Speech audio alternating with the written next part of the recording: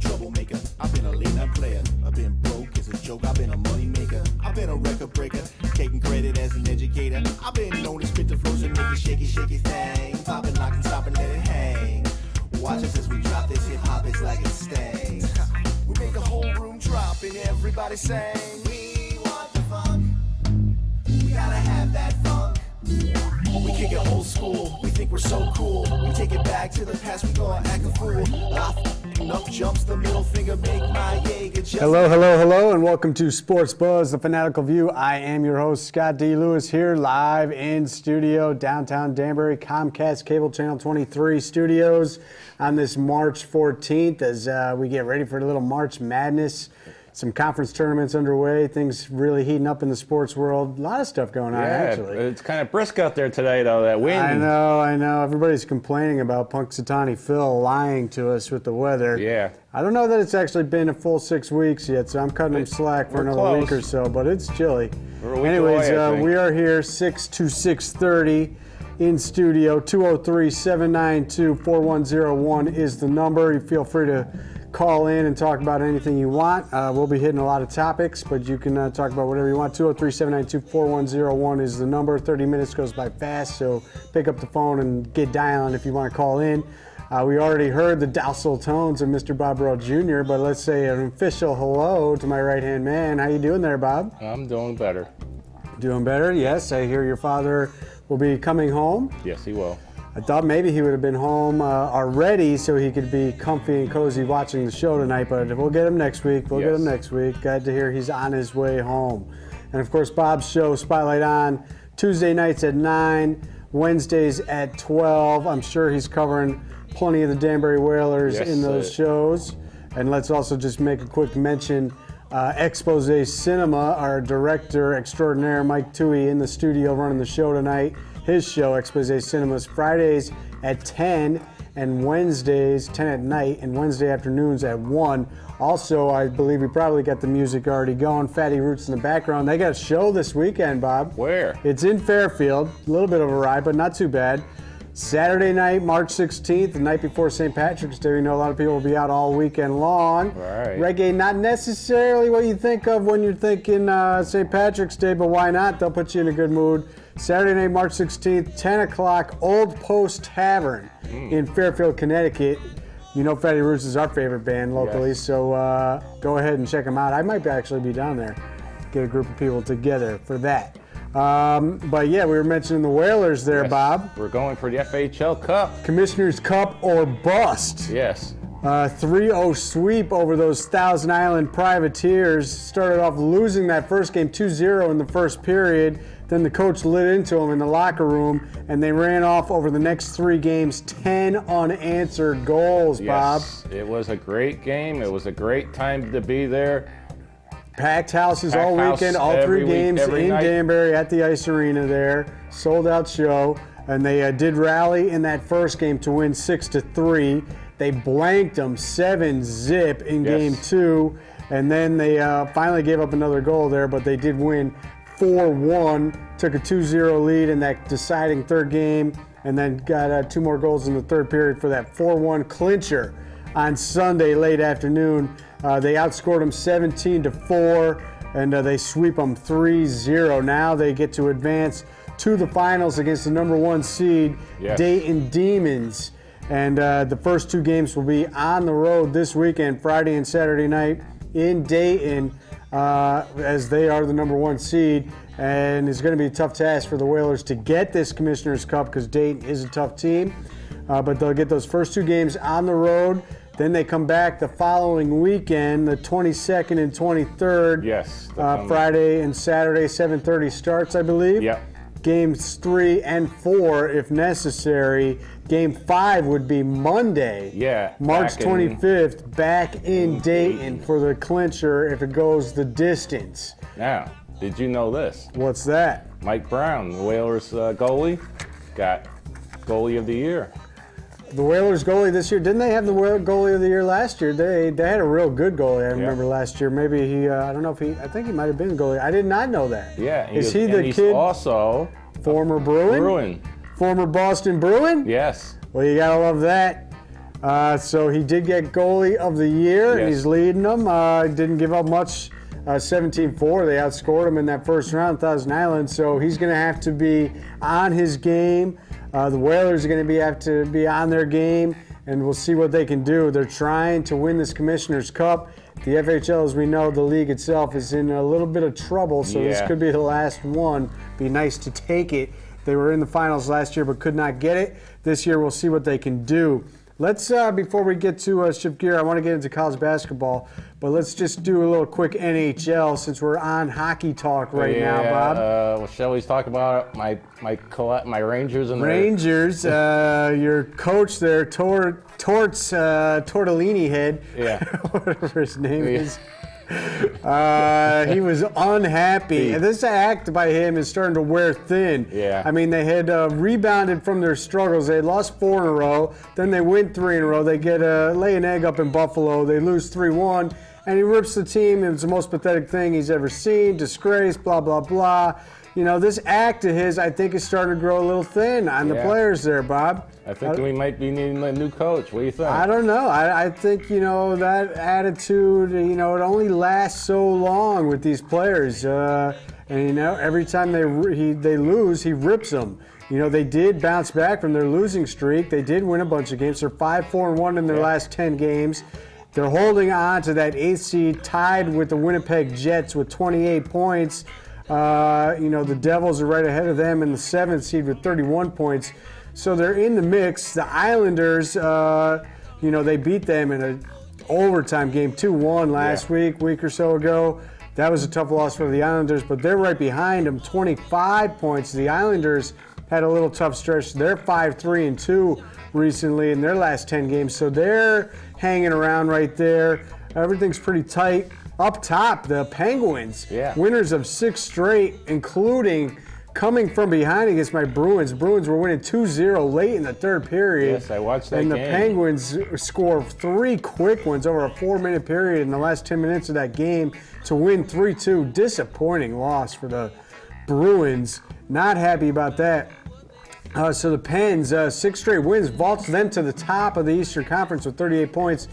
Are they 1 or 2? Canadians are still 1 with 40 points, and the Bruins are behind them with 37 points. Carolina, by the fact that they're our division leader, are the 3 seed right now with 30 points. Ottawa, number 5, 32. Toronto, who's been struggling a little bit lately. Where's the New Jersey Devils? They're right ahead of your Rangers, number 7. 31 points. They finally won a couple games. They're 3-6-1. They have not been doing well without Martin Brodeur, who's been out, but they did get a couple wins finally recently.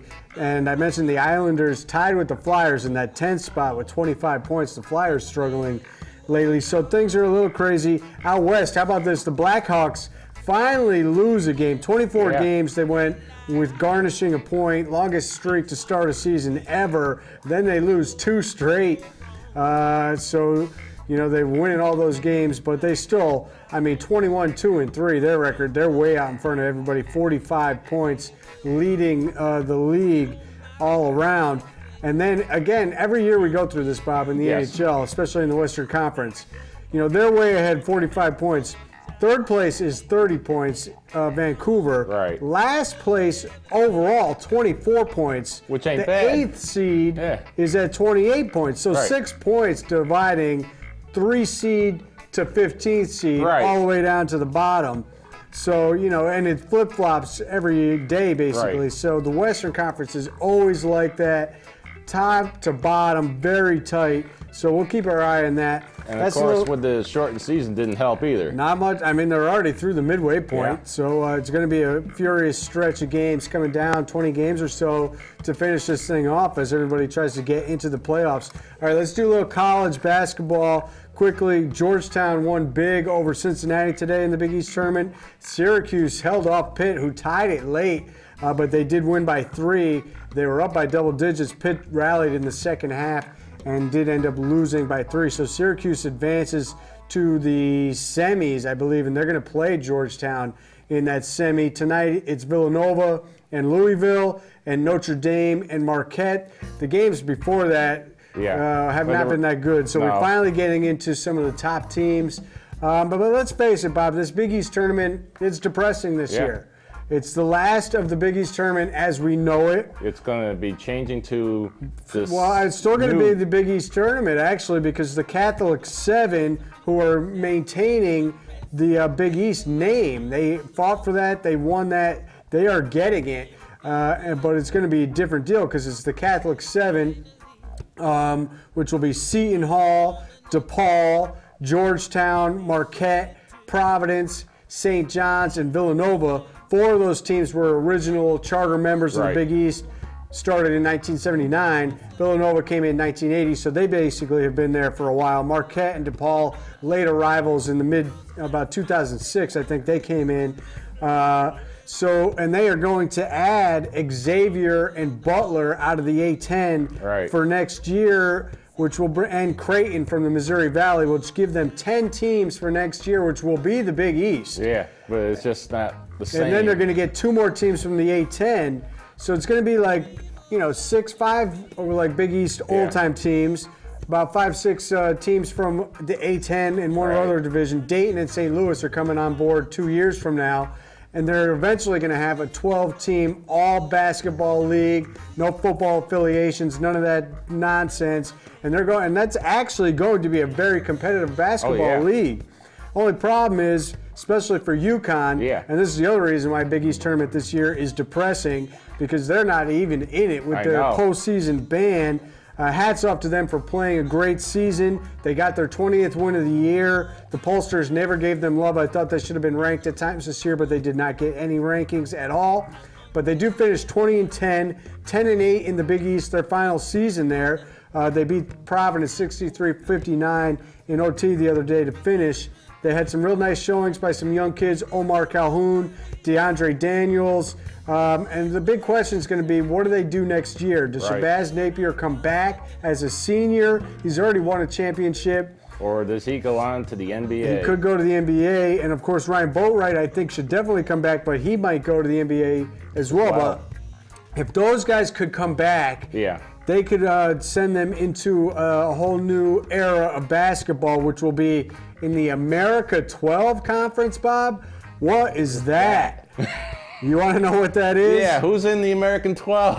UConn, Cincinnati, South Florida, Temple, Memphis, Southern SMU from Texas, Central Florida, Houston from Texas. Rutgers and Louisville remain for one more year unless they can buy their way out quickly. Rutgers, we know, is going to the Big Ten. Louisville in a year will be going to the ACC, joining those traders Syracuse and Pitt, who are leaving this year. Sounds like a Notre mess. Dame is going to the ACC this year as well. And then eventually, in 2 years from now, Tulane, East Carolina, Navy joins in 2015, Tulsa perhaps, and UMass. That is what's going to be the American 12 Conference. That's who UConn's going to play with. You know that UConn is doing everything they can to get into one of these Big 6 conferences, Big 10, ACC, Big 12, anywhere. They got to go somewhere because they are not going to be happy playing in this league. It's actually, it's an 9 Conference USA teams are going to be in this America 12 Conference. Unbelievable that this is what has happened with this whole situation. So, it's crazy. But that's we're going to talk about this as this goes on. It started way back when, in Boston College. They were the team that left. They started this whole Big East downfall, and we haven't heard word one for Boston. Well, how's Boston College done since they left the Big East, Bob? You ever hear them on the map? No, I haven't heard a word. Basketball? No. Do they even play anymore? I don't even know if they play. I never They don't see do it. anything. No. They stink. Their program's been a joke ever since then. They don't do anything in football. They don't do anything in basketball. The ACC has not been good for them. The ACC as a conference has been down. They brought in Virginia Tech and Miami. Miami obviously doing well this year.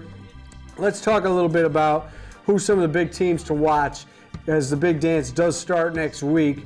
And Miami is one of those teams. They've maintained coming in ranked 9th this week in the top 10 AP as the final regular season rankings came out. Gonzaga number 1, Duke number 2, Indiana number 3, And they great game as they won that Big Ten championship as they held off Michigan in a thriller 1-point win. So they got the regular season championship, and they're playing in that Big Ten tournament championship. So Indiana, Louisville ranked 4th.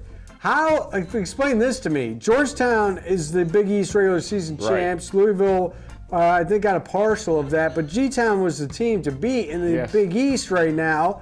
And they ranked 5th behind Louisville. They beat Louisville. I don't get that at all. No respect for Georgetown. So Louisville, Georgetown 4 and 5, Michigan 6, Kansas, they lost, so they drop out of that top 4.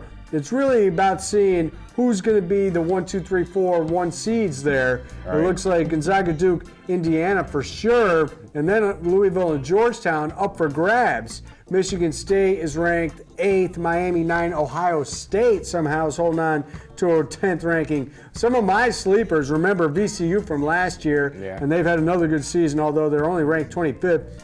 Butler, not even ranked, but they beat Indiana this year, and they've won some other very good games. I like Butler a lot this year. St. Louis, the Billikens having a very good year. How about your boys in Colorado? CSU, Bob, 25 and 7. They did fall out of the rankings. They were briefly ranked for 2 weeks. They were 24th, moved up to 22nd. They should have gone higher than that. That was a joke that they only went to 22nd. Anyways, they fall out. They finished the Mountain West ranked in the 2nd seed there, Mountain West Conference. They beat Fresno State yesterday. Nice win by them, 67-61. They advanced to the semifinal of the Mountain West. They'll be playing UNLV, the Running Rebels. That tournament is held in Vegas, so it's a little bit of a home advantage for those Running Rebels. That game, I'm going to have to stay up late tomorrow night. It's on TV Friday night, 11:30 East Coast time, Bob. That's a late night. It's a Friday night. I could stay up. I don't know if I'm going to make it, though. That'll be tough. So CSU is going to be a team to watch. And the Mountain West is actually getting a lot of love. New Mexico is ranked in the middle, about 15th, 16th.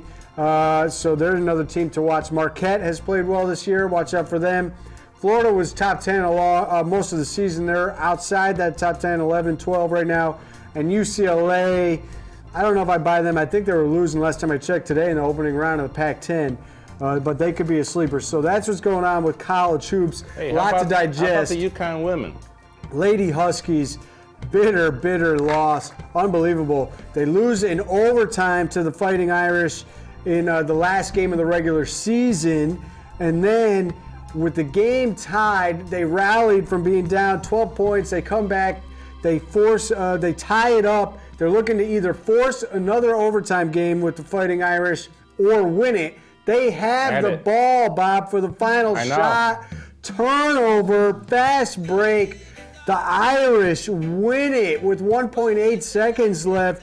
They win it. Unbelievable. So they win the Big East Championship tournament. They win the Big East regular season championship in the last week by beating them twice in overtime and by 2 points. Unbelievable. And they have won 7 of the last 8 games against UConn, Bob. I know. Unbelievable. All right, we don't have much time. 203-792-4101 is the number. Let's stay with basketball and go NBA.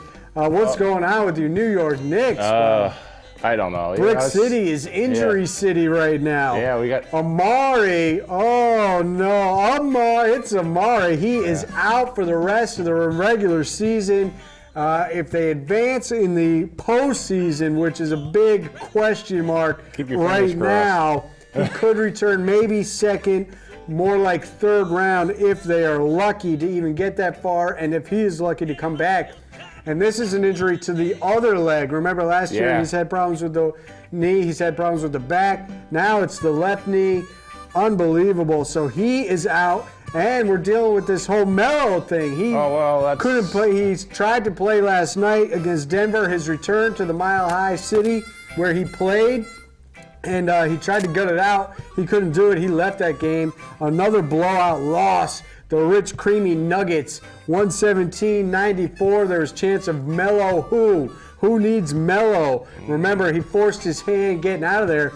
And Denver, Bob, has a better record than the Knicks do since that trade. They've won 12 more games overall since that point. And I see Mike in there getting a little crazy with the pictures, jumping the gun. We're still talking Knicks, Mike. Yeah. Cool your jets. We'll get to those other teams. Yeah. Hold on. Slow down with those photos. Yeah. All right, anyways. Let's get off the Knicks. Let's talk about Brooklyn. Well, Bob, you got problems here. I mean, it's injury city. Chandler got hurt last night. They got crushed by the Warriors. They're on this 5-game West Coast trip. 92-63, a disgrace.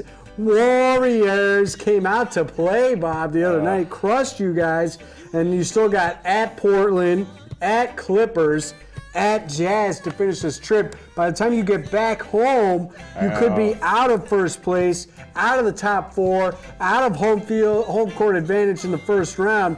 They're maintaining the division lead, 1.5 games up against Brooklyn.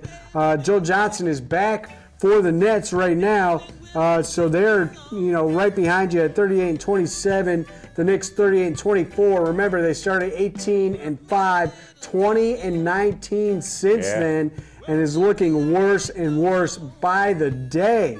And the Celtics right behind them, 4 games out of first place, 2.5 out behind Brooklyn as they're trying to move into that home court advantage situation, top 4 seed. Celtics with a nice big blowout of Toronto last night. They are sitting tied with Chicago for the 5th and 6th seed right now. So they are looking to continue to move up in the ranks and get maybe to a 4th seed, 5th seed. What do you got? What happened out west last night? Oh, well, that's what Mike was showing. He was previewing what's going on with the Fakers. Let me just finish off the Eastern Conference real quick. Miami, 20 straight wins, Bob. They got that last night in a close one against Philly. 4th team ever in the history of the NBA to do that. Right. The 1971-72 Lakers with 33 straight is the record. The Rockets, I couldn't believe this, 07-08 Rockets won 22 straight. I was shocked to see. And the Bucks, Milwaukee Bucks, 1970-71, won 20 straight. The Washington Capitals, when they were the Capitals, not the Wizards, Wiz, they did it over 2 seasons, 1948 into 1949, 2 seasons. They won 20 straight. So Miami, obviously, number 1, 49-14. Pacers are now the number 2. Bricks, number 3. Brooklyn, number 4. I mentioned Chicago, Boston tied 5th and 6th. And 7th is Atlanta. They have fallen down. The Bucks maintaining the 8th seed. Out west, the Fakers have moved into that 8th and final playoff spot. Half game up on the Utah Jazz, but big problems for the Fakers last night. And I say this, everybody's complaining about the injury. Kobe went down. The Atlanta player kind of rode underneath him. He landed on his ankle, missed that final shot to try to force overtime against the depleted Hawks last night. Rolled his ankle, but what was the situation? He's claiming Bush League on the defense. I'm claiming it's karma because it was Bush League. The Hawks could have iced this game at the free throw line. On the first free throw, Kobe flails his arms, falls into the lane, and he distracts the shooter at the free throw line. That was Bush League. That set up the potential OT shot, and that set up him rolling his ankle. So that's where your Bush League show me defiant. Spare me your crying and whining, lying on the ground for 5 minutes after you miss the shot and your team loses. So now with that injury, that could be problems. They say it was a severe ankle sprain. I put nothing past Kobe. He'll probably play tomorrow night on that ankle. But they are a half game up right now on Utah. 1.5 still behind Houston, who is in 7th. And the Warriors are a full 3 games clear in that 6th spot. So Houston gets a little breathing room as they won last night and the Fakers lost. Utah did lose last night, but they didn't lose ground. Utah's schedule, I think, is going to get better. They lost a couple tough games with a bunch of stuff, buzzer beaters and whatnot. Spurs are still number 1. OKC is right behind them a game back. Memphis is on fire. That Rudy Gay trade has not hurt them at all. Clippers are there at number 4. Denver is playing great at number 5. All right, let's get into this, Bob. NFL. Welker no longer catching passes from Tom Brady. What? Turncoat. He runs the mile highway, and he runs He's going to Denver? Denver Broncos. This is paramount to Johnny Damon signing with the Yankees, Bob, because the Broncos are that hated by Patriot fans. And especially since You got Peyton Manning out there. Right. Welker pulls a Ray Allen, basically. You're dead to me, Wes. Yeah. I got only one thing to say to Wes. Catch the ball next time you're in the Super Bowl and you got a chance to win the game. I'd say good riddance. All those catches he had led the league in catches since he came to New England. He only needed to catch one pass, Bob, and he didn't do it. He's a bum. He's a loser. Get out of here. Go to Denver. Play with Peyton. Play with those guys in Mile High, wherever. You're done to me. They bring in Danny Amendola from the Rams to replace him. Younger, better, faster, stronger. We'll be forgetting all about Welker. The only thing we'll ever remember from him is that he dropped the ball in the Super Bowl to win the game, Bob. Yeah. That Super Bowl was over. You know it. I know it. Giants fans know it. Wide open. Could have caught it. Rolled over. Walked into the end zone to ice that game. Ice the Super Bowl and beat your G-man, but he dropped the ball. So get out of here, Wes. You want to take a little money, security, you felt disrespected, you didn't think the Patriots were coming after you with the proper contracts. They paid you more money than what you're going to get paid in Denver. Get out of here. You're done. You're done, Wes. You're done. I don't ever want to hear your name again. You're done. A lot of other stuff has happened in the NFL. How about a little Major League Baseball? Anything? World Baseball Classic. Big brawls. We'll get to that maybe. It looks like we're running out of time. Teixeira now joins the list of walking wounded. No Aroyd. No Grandy Can, Granderson. Now no Tex-Mex. Teixeira is out. He won't be sending any text messages. And even the GM's hurt. And the GM is hurt as well. And Big Papi looks like he will not be making opening day. And Johan Santana as well for your Metropolitans does not look to be making the opening day either. As we run out of time here, we will bid you adieu. We will be back next week as Big Dance gets underway. We hope, right? No more snowstorms, maybe. And we will be getting more and more into baseball as that gets closer and closer. We'll talk more about all the wild free agency going on. Catch the ball, Wes. You're a bum. You're a loser. Go have fun with Peyton Manning. I never want to see your face again. We'll see you next week.